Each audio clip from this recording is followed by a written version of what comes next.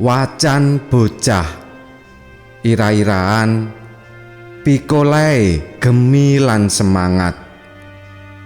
Anggitanipun Ridho Bayu Kurniawan.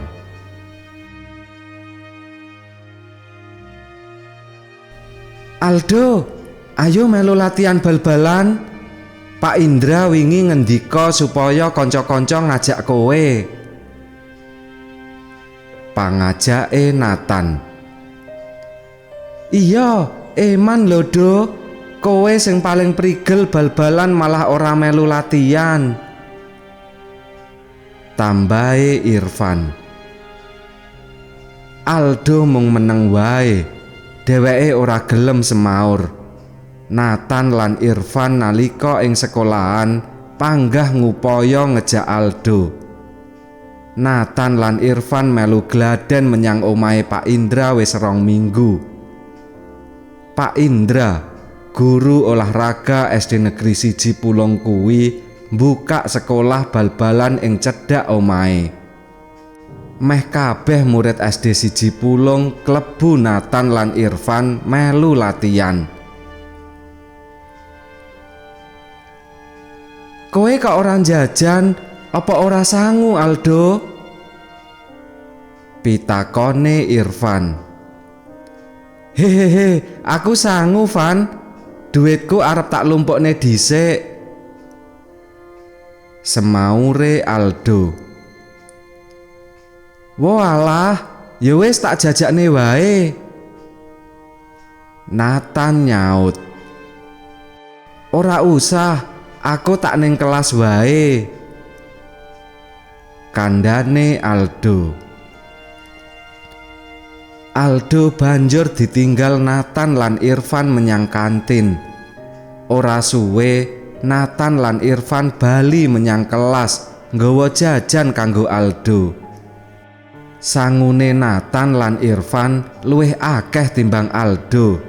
Nanging wong loro kuwi ora cethil marang kanca. Wis bola-bali Aldo digawakne jajan gratis. Sakwise ditakon-takoni dening Nathan lan Irfan, wusanane Aldo cerita.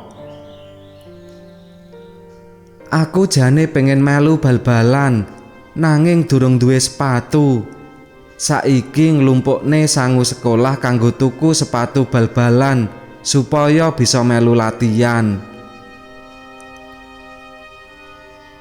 Aldo bocahe pancen gemi. Saben duwe karep pengen tuku sing dipengeni, nanging ora tau meksa wong tuane. Dheweke mesti nyalengi sangu sekolahe nganti bisa tuku. Ya wis, mengko teko latihan wae Do. Langsung melu latihan karo nyeker ora masalah. Sepatune nyusul besok. Ngendikane Pak Indra sing lagi liwat ngarep kelas lan krungu gunemane Aldo lan kanca-kanca. Hore, Aldo sida melu. Awake dhewe bakal dadi trio atlet sepak bola timnas Indonesia. Kandhane Nathan marem. Mboten mawon, Pak. Kula tak mboten latihan mawon, nunggu saged tumbas sepatu. Wangsulane Aldo. Loh, kena ngopo Do? Pitakone Nathan nggumun.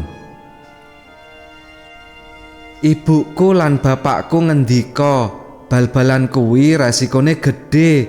Endi sing cidera, patah kaki, lan liya-liyane. Apa maneh ora nganggo sepatu, sikilku kepidak bisa abuh. Bisikane Aldo marang Nathan. Wusanane Nathan lan Irfan banjur ngenteni 2 minggu maneh kanggo Aldo melu latihan. Nalika duwite Aldo wis genep, dina Minggu esuk dheweke ngejak Nathan lan Irfan tuku sepatu sing dadi impene. Dheweke oleh sepatu bal-balan rega 100.000. Dudu sepatu sing larang banget, nanging wis apik banget kanggone Aldo. Minggu sore Aldo kelakon melu latihan. Aldo, Nathan, lan Irfan budal latihan bebarengan. Pak Indra sing pirsa Aldo melu mangkat latihan dadi bungah. Pak Indra wis ngarep-ngarep bocah sing paling prigel bal-balan kuwi bisa melu latihan. Kabeh sing ana ing lapangan semangate makantar-kantar weruh tekane Aldo. Kabeh duwe pangarep-arep sak tekane Aldo, klub sing digawe Pak Indra bisa menang lomba lan tanding karo klub liya. Anggone kanca-kanca latihan sakwise Aldo melu dadi prigel. Wis katon patut melu akademi timnas Indonesia. Saben ngegolne padha salto bareng-bareng. Yen latihane tambah semangat kaya ngene, kaprigelanmu kabeh bisa nyambung sejarahe bal-balan timnas. Indonesia bakal juara merga semangate pemuda ora kalah karo perjuangane pahlawan, ujare Pak Indra.